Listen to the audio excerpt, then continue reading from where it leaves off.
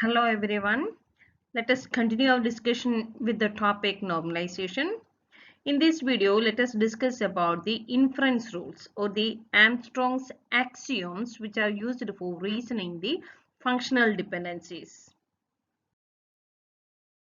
So given a set of FDs F, we can infer additional FDs that hold whenever the FDs in F hold.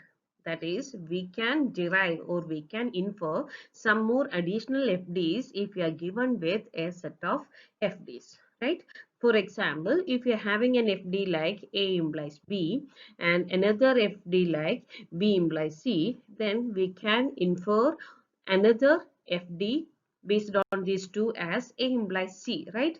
Uh, for example, if you're having an FD department number implies manager assistant and another FD manager assistant implies manager phone, then these two dependencies together imply that department number implies manager phone. It is similar to A implies C. So this is an inferred FD and need not be explicitly stated in addition to the two given FDs. If these two FDs are existing on a relation, then the third one is the third one is the inferred FD and there is no need to explicitly state that FD. Now let's look into the term F closure. The set of all dependencies that include F as well as all dependencies that can be inferred from F is called the closure of F. That is, it is denoted as F plus. The set of all dependencies that include F as well as all dependencies that can be inferred from F is called the closure of F. That is, all the possible dependencies, right? The FDs, defined FDs as well as the inferred FDs. All the FDs together constitute the closure of F, denoted by F plus. So to determine whether a FD is logically implied by F, we can use a set of rules or axioms, and these are called as inference rules or Armstrong's axioms. So based on these axioms, we can identify the inferred rules. Okay.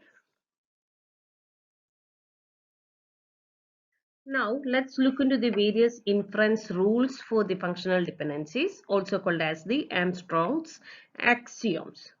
The first one is a reflexivity rule. If X is a set of attributes and Y is a subset of X, then X implies Y holds. Okay, so X and Y are attributes. X is a set of attributes and Y is a subset of this X. Then we can say that X implies Y. That is the first rule, reflexivity rule. Then the second rule is augmentation rule. If X implies Y holds and Z is a set of attributes, then XZ implies YZ also holds for any Z. Okay, so if X implies Y, then XZ implies YZ also holds for any Z. Okay, so where Z is a set of attributes. So that rule can be called as augmentation rule. Then the third rule is transitivity rule. If X implies Y and Y implies Z, then we can write it as X implies Z. The reflexivity rule and the self-determination rule states that the set of attributes always determines any of its subsets or itself. Self-determination rule states that X implies X, right? So it determines itself. The reflexivity rule states that X implies Y, where Y is its subset, right? So these two rules states that the set of attributes always determines any of its subsets or itself. Then the second rule, the augmentation rule. This rule states that adding the same set of attributes to both the left and right hand side of a dependency results in another valid dependency.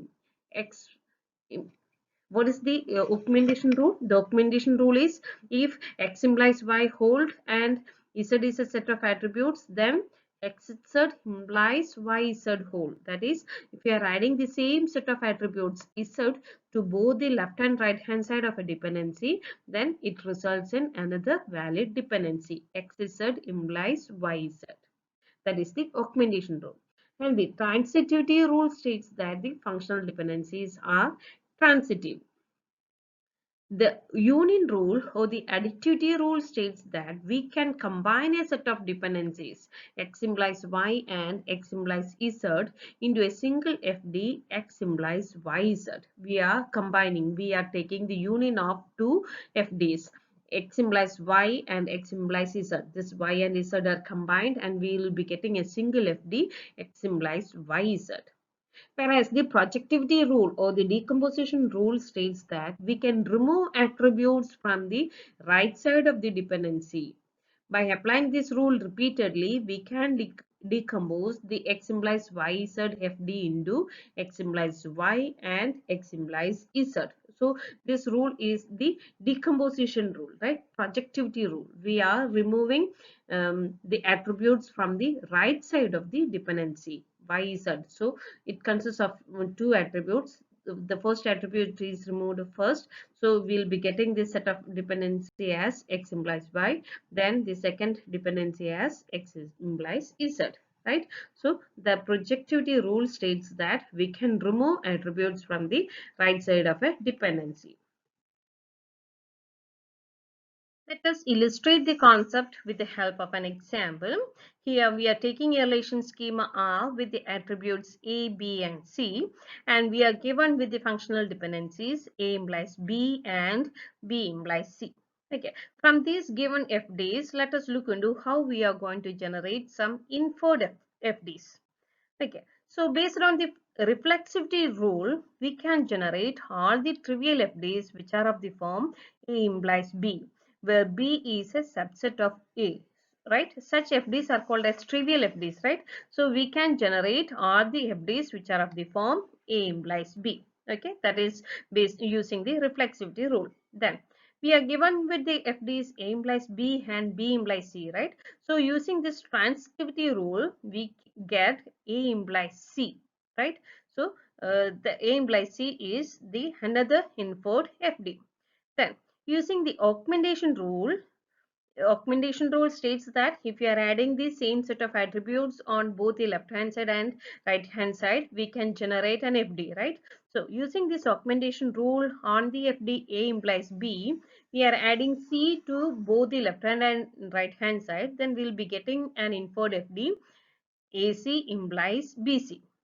Similarly, to the FD B implies C, we are adding the attributes A to the left hand side and right hand side, which leads to the AB implies AC FD.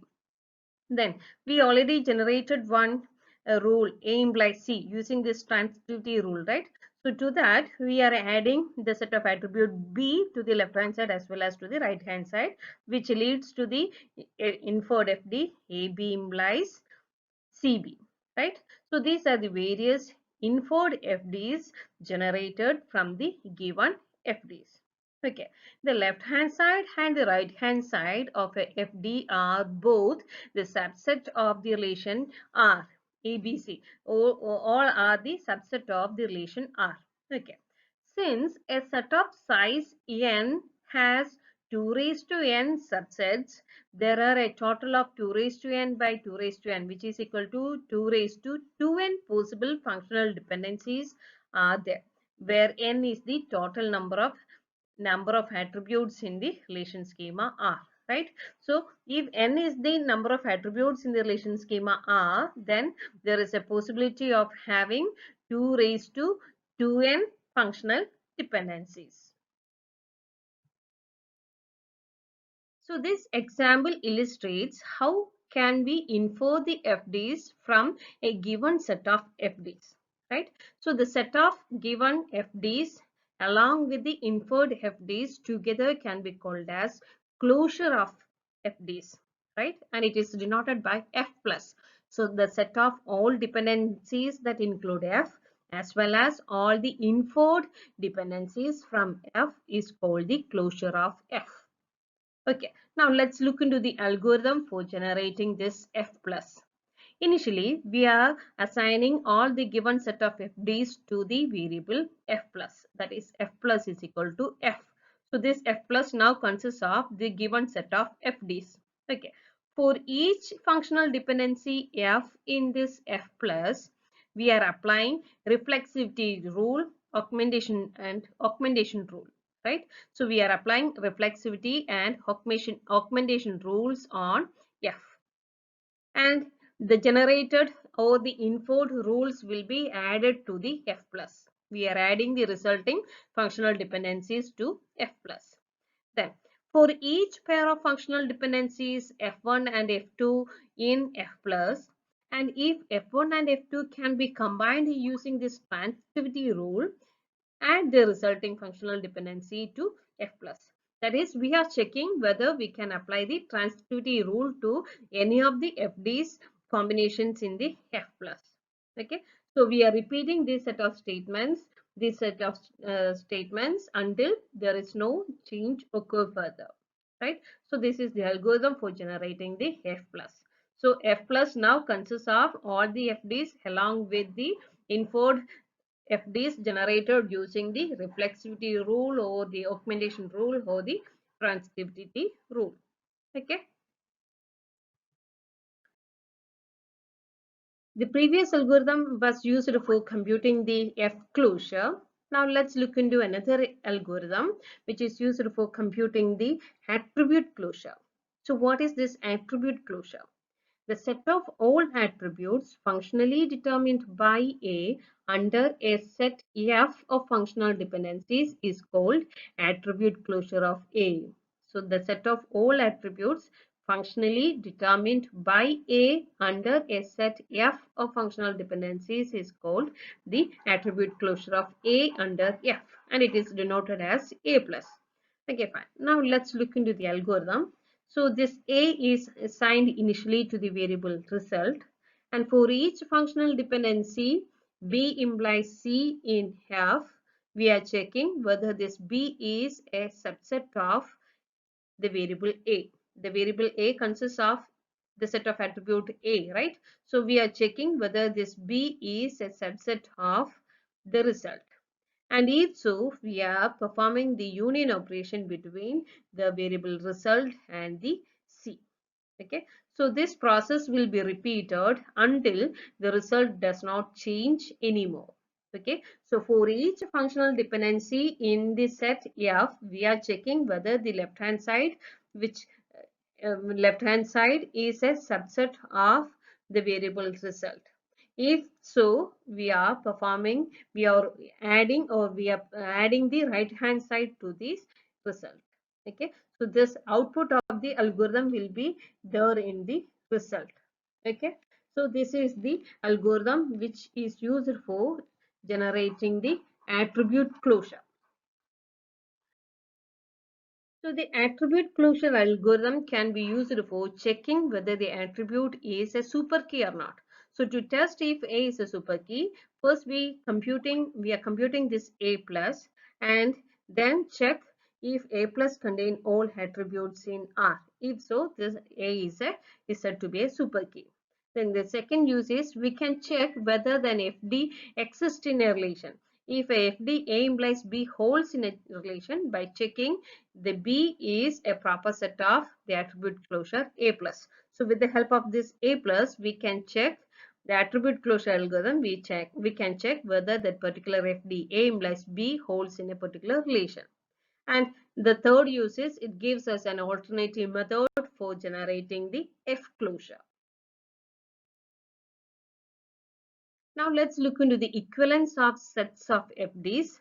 Two sets of FDs are said to be equivalent if every FD in F can be inferred from G and every FD in G can be inferred from F. That is, F and G are said to be equivalent if F plus is equal to G plus. So this F plus and G plus, they are the closure of F and G, right? So this closure consists of the given FDs as well as the inferred FDs. So if the f plus and g plus are equal, then we can say that f and g are equivalent. Now let's look into another term, covers. F covers G means if every FD in G can be inferred from F. That is, every FD in G is covered in F.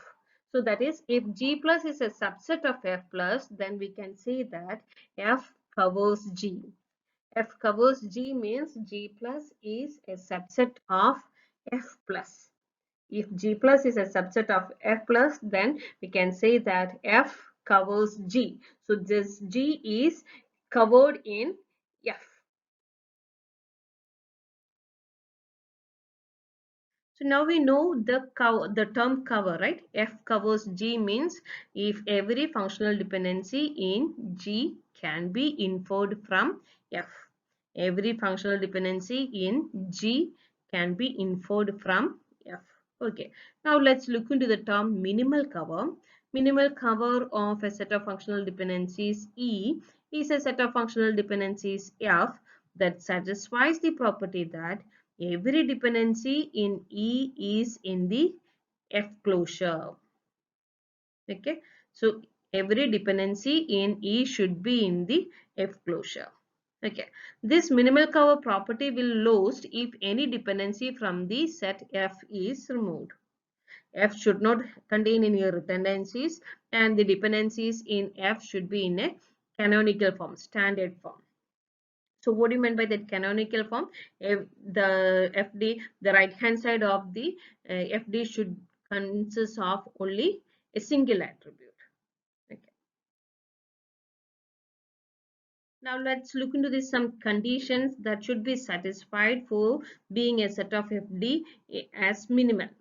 Okay, a set of FD is minimal if it satisfies the following condition. The first condition is every dependency in F has a single attribute for its right hand side. That means it should be in its canonical form.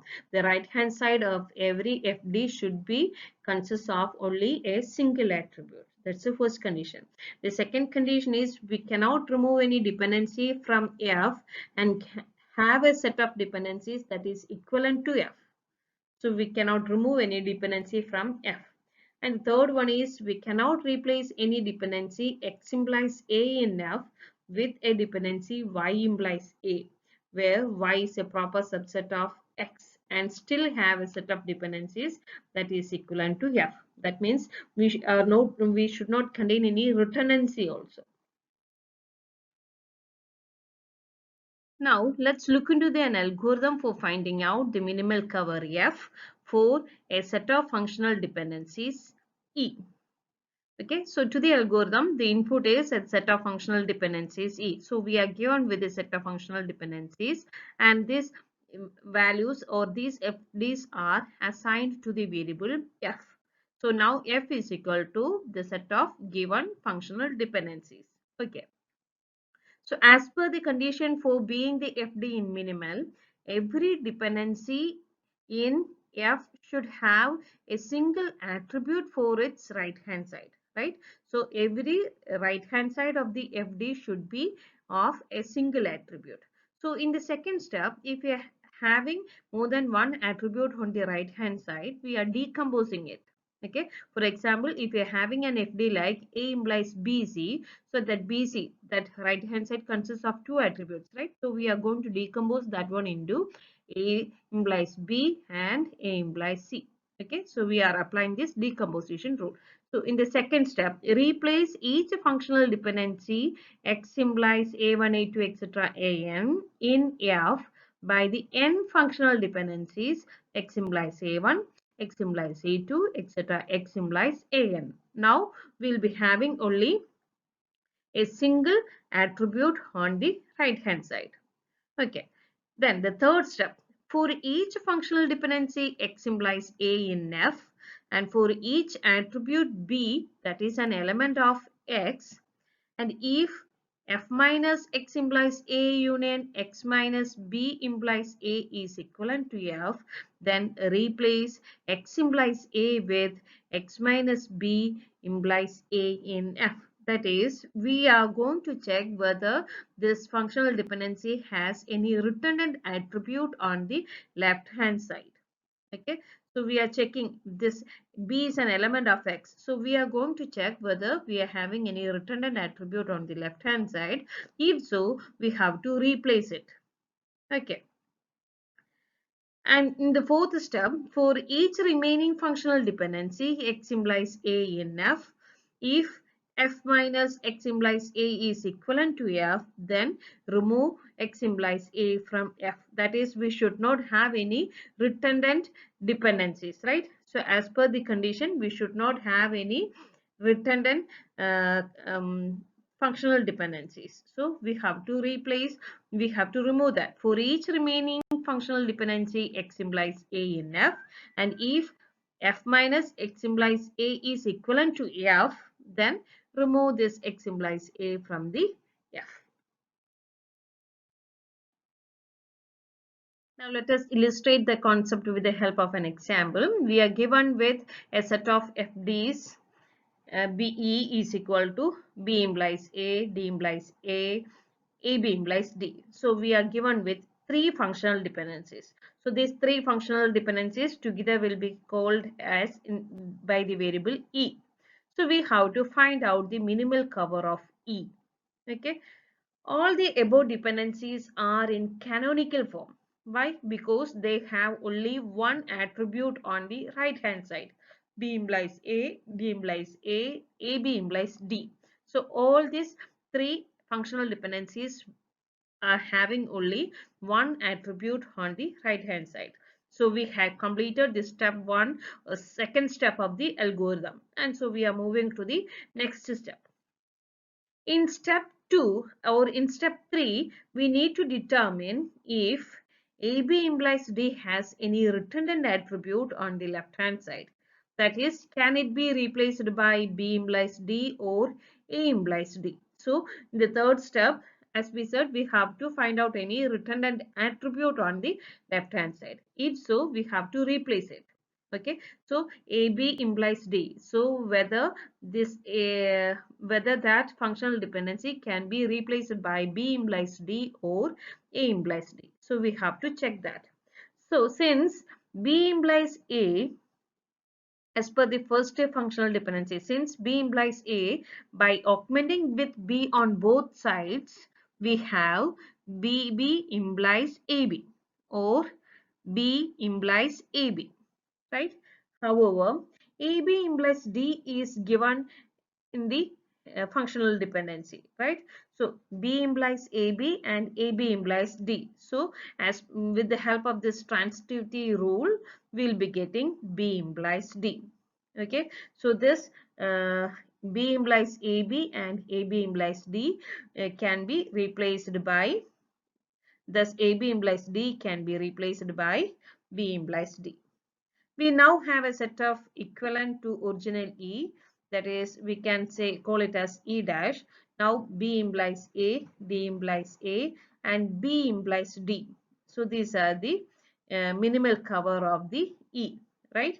No further reduction is possible in step 2 since all FDs have a single attribute on the left hand side. Now in the left hand side as well as on the right hand side, we will be having only single attribute, and so no further reduction is possible. And in the next step, we have to look for the redundant FD in the E dash. So by using the transitive rule on B implies D and D implies A, we can derive B implies A.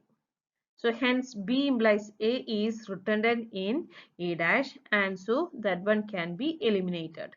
Now the minimal cover of E is B implies D and D implies A. Okay, so by applying this algorithm to this set of FDs, we can finally derive the minimal cover for the variable E. Now let's look into the various properties of relational decompositions. So what are points we have to take care while decomposing a relation? Let's look into that. The first one is relation decomposition and insufficiency of normal forms. Okay, we are given with a relation schema R with attributes A1, A2, etc. AM. So, a relation schema R with M attributes. Okay, now we are given with a set of functional dependencies F that holds on the attributes of R. Okay, so we are given with the functional dependencies also. Okay, using these functional dependencies, the algorithms decompose the relation R into a set of relation schemas D. Okay, so this D consists of again M relations. So the original relation R is decomposed into M relations. Okay, so that a set of decomposed relations can be called as D.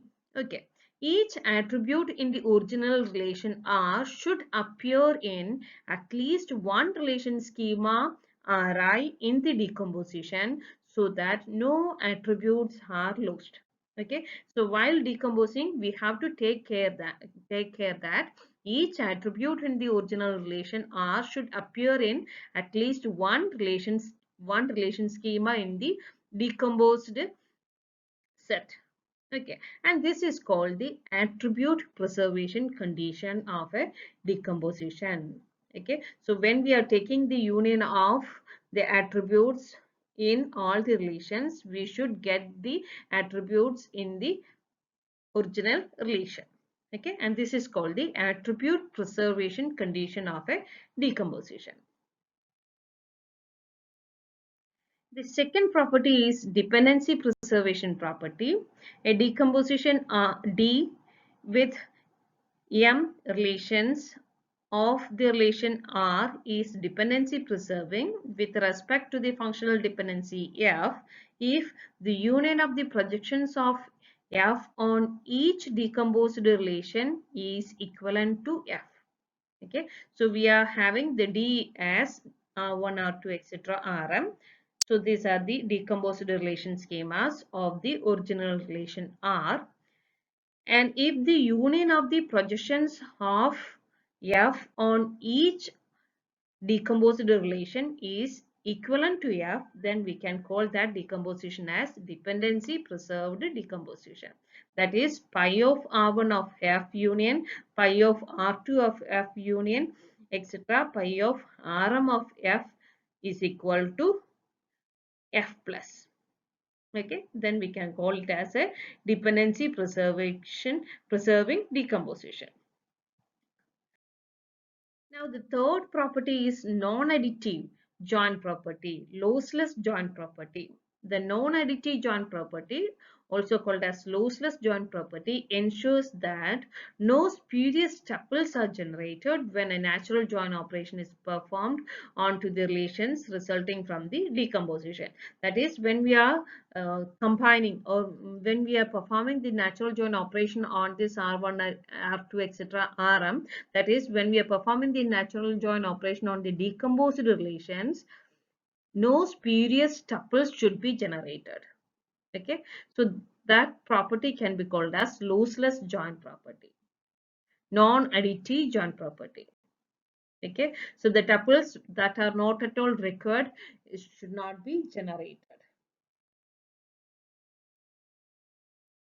One is non-additive joint test for binary decompositions. Binary decomposition means the relation R is decomposed into only two relations. Okay, so a decomposition D is equal to R1 comma R2 of the original relation R has the lossless or the non-additive joint property with respect to a set of functional dependencies F on R if and only if functional dependency of R1 intersection R2 implies R1 minus R2 is in F plus, or R1 intersection R2 implies R2 minus R1 is in F plus.